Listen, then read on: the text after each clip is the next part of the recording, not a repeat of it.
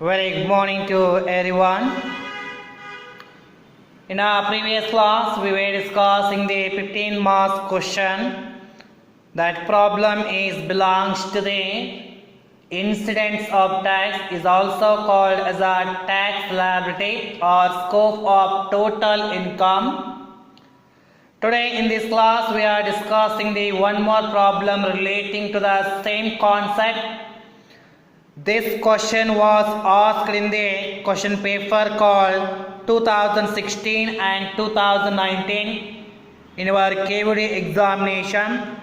Let us see what are the informations are provided in this problem. The following are the incomes of Vinay for the previous year 2019-20. Question number 13th one. First, income from agriculture in Nepal rupees 50,000. B,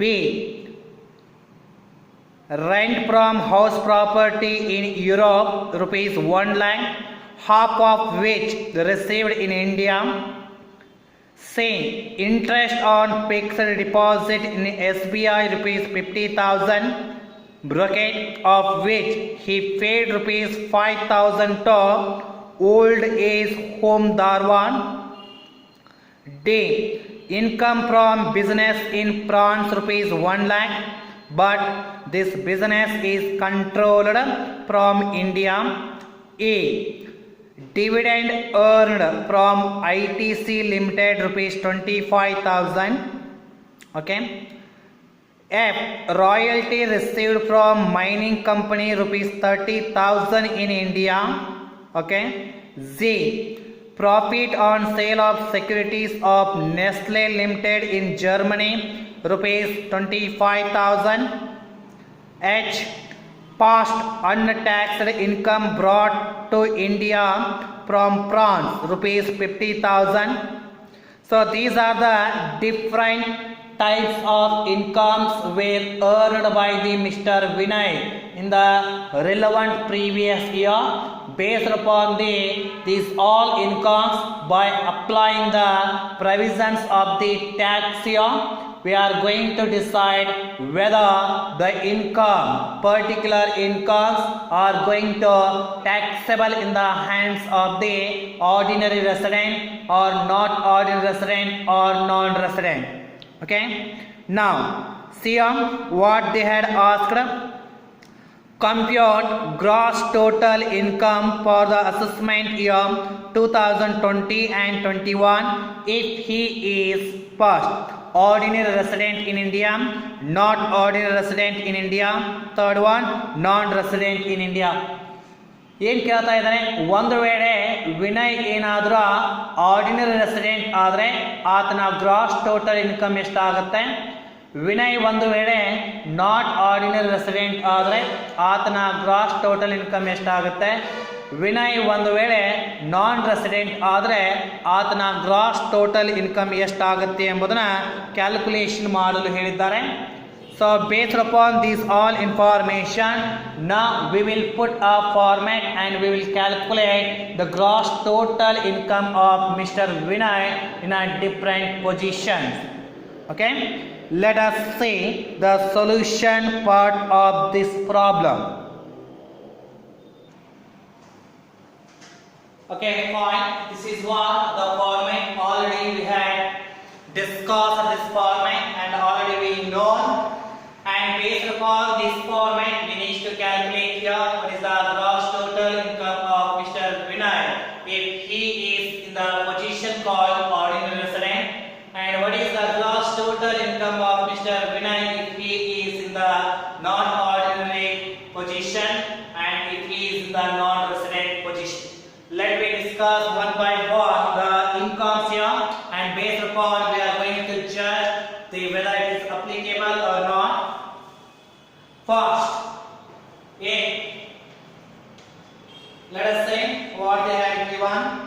Income from agriculture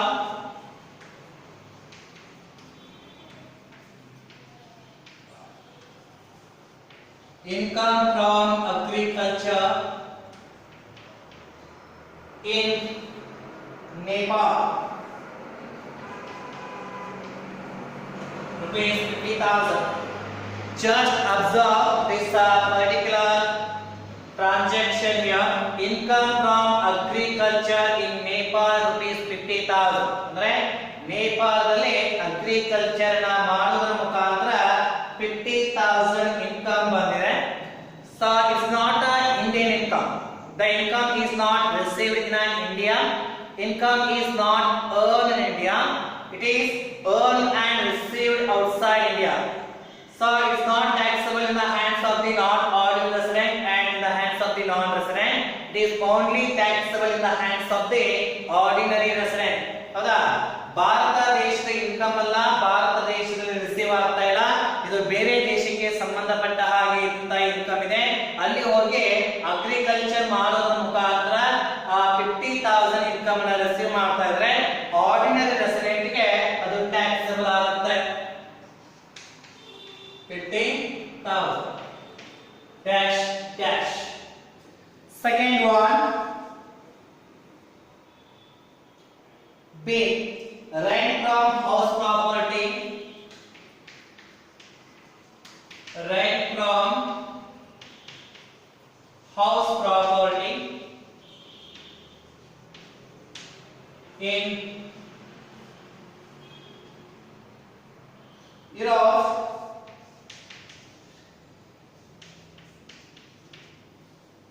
in Europe rupees 1 lakh.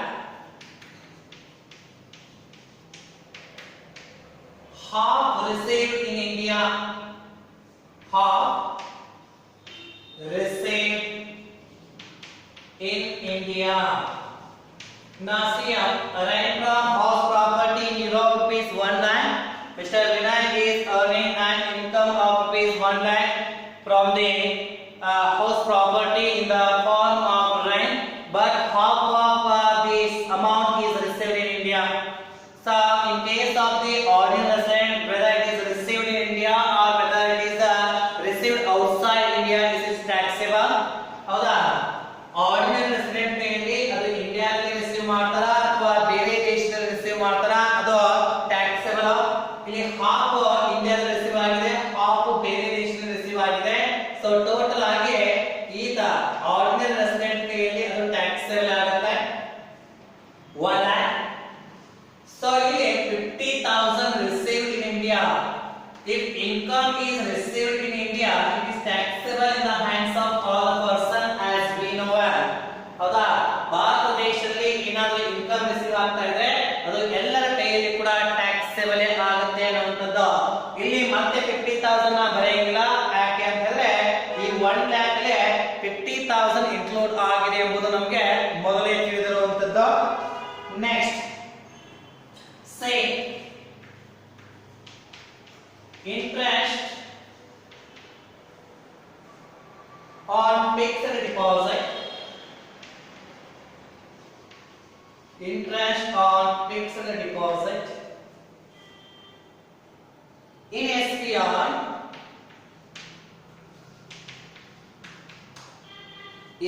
SBI rupees 50,000,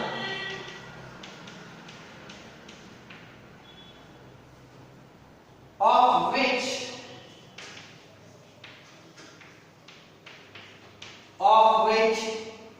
5,000 paid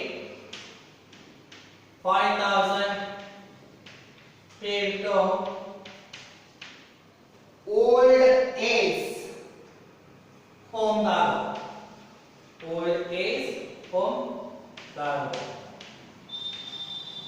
Now here is also the income is earned by the Mr. Vinay in the form of the interest or fixed deposit, which is deposited in the bank called State Bank of India. That is 50,000 he is earning interest here, and of which 5,000 paid to old age home dago. Whatever it may be, so they had not clearly mentioned here.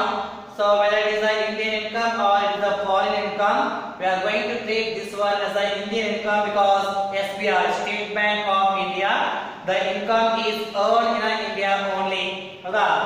SBI ದಲ್ಲಿ deposit ನ ಮಾಡೋದ್ರ ಮುಖಾಂತರ ಅವರು ಇಲ್ಲಿ interest ನ earn ಮಾಡ್ತಾ ಇದ್ದಾರೆ.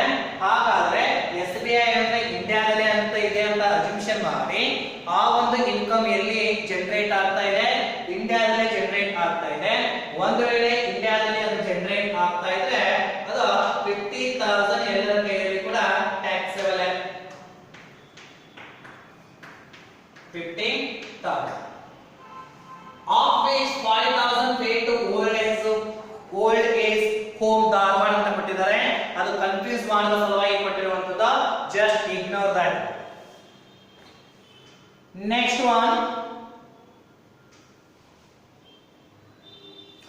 the income from business in France. Income from business in France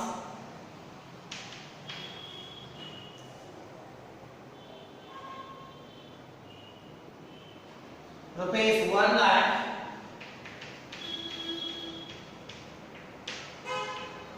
but controlled from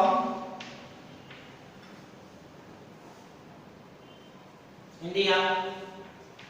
Now see here, so business France ಅಲ್ಲಿ business ಅನ್ನ ಮಾಡೋದ್ರ ಮುಖಾಂತರ ಇನ್ಕಮ್ 1 lakh ರೂಪಾಯಿ ಬರ್ತಾ ಇದೆ. So whether it is Indian income or it is a foreign income, it is taxable in the hands of the first person as we know as 1 lakh.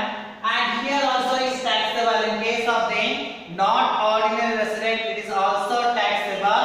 The reason is that the business is being controlled from India. Bharat ದೇಶದಿಂದ ಆ ಒಂದು business ಏನಾದರೂ control ಆಗ್ತಾ ಇದ್ರೆ second person ಕೈಲಿ ಕೂಡ taxable ಆಗುತ್ತೆ, but not in case of the non resident. Right. Next E, dividend earned from ITC company, ITC Limited, rupees 25,000. ITC company का dividend ಬರ್ತಾ ಇದೆ. So ITC is an Indian company. Any dividend received from Indian company is exempted. So just we are going to put a dash dash dash. Next, F, royalty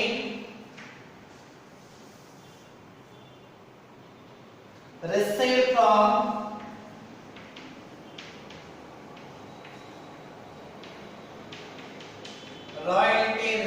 from mining company,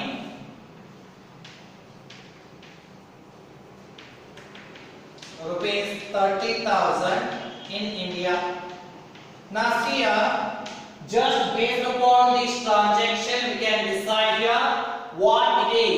Royalty income is that is received from mining company of rupees 30,000, but income is generated in India. ಅವರು ನೋಡಿ clear ಆಗಿ ಹೇಳ್ತಾ ಇದ್ದಾರೆ, royalty income ಅನ್ನ mining ಕಂಪನಿಯಿಂದ ಇಂಡಿಯಾದಲ್ಲಿ ನಾವು receive ಮಾಡ್ತಾ ಇದ್ದೀವಿ ಅಂತ ಹೇಳಿ. ಅಂದ್ರೆ ರಿಸೀವ್ ಆಗ್ತಾ ಇರೋದು ಇಂಡಿಯಾದಲ್ಲೇ ಇದೆ, ಮತ್ತೆ ಆ ರಾಯಲ್ಟಿ ಇನ್ಕಮ್ ಜನರೇಟ್ ಆಗ್ತಾ ಇರೋದು ಇಂಡಿಯಾದಲ್ಲೇ ಇದೆ. ಹೀಗಾಗಿ ಇನ್ಕಮ್ ಏನಾದರೂ ಇಂಡಿಯಾದಲ್ಲೇ ಜನರೇಟ್ ಆಗಿ ಇಂಡಿಯಾದಲ್ಲೇ ರಿಸೀವ್ ಆಗ್ತಾ ಇದ್ರೆ ಅದು ಎಲ್ಲರ ಕೈಯಲ್ಲಿ ಕೂಡ ಟ್ಯಾಕ್ಸೇಬಲ್. ಸೊ ಎಷ್ಟಿದೆ? 30,000.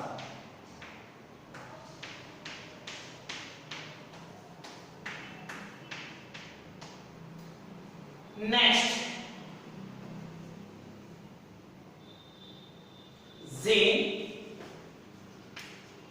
Z1, G transaction, profit on sale of security, profit on sale of securities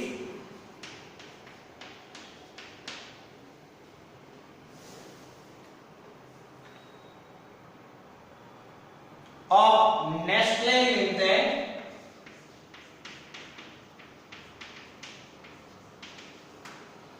of Nestle Limited calculated in Germany.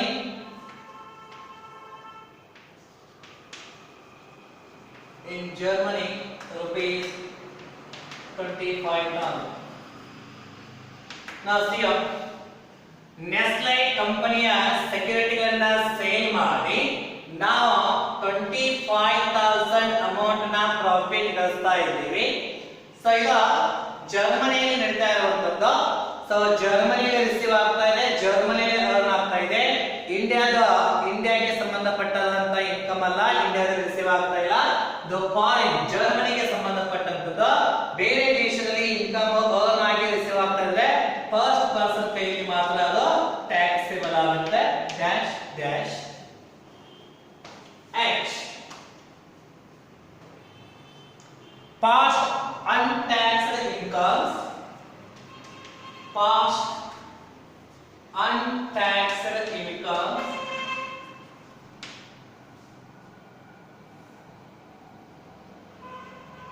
brought to India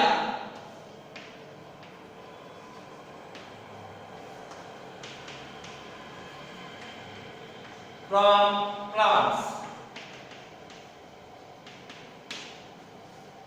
From France, rupees 50,000.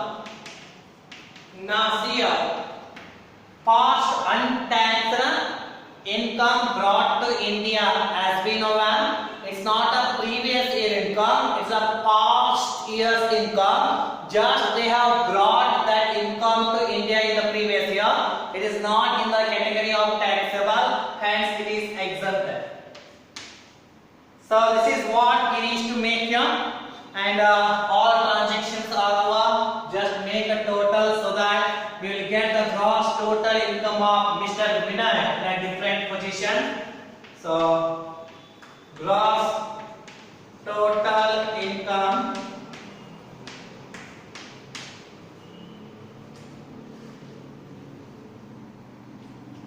$50,000 plus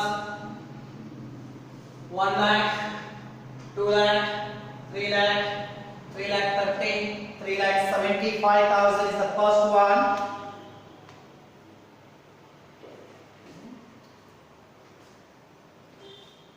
One lakh, 2 lakh, 3 lakh 30, 3 lakh 55,000. Second, 50,000 into 1 lakh, 2 lakh, 2 lakh 30 in case of second person. And third, 1 lakh 30 plus 30, 1 lakh 30. Case 1 lakh 30,000 in case of the non-resident. Now let me write the conclusion here. Notes we can write. Notes. Dividend from Indian company. Dividend from Indian company is exempted. Second, past untaxed income brought to India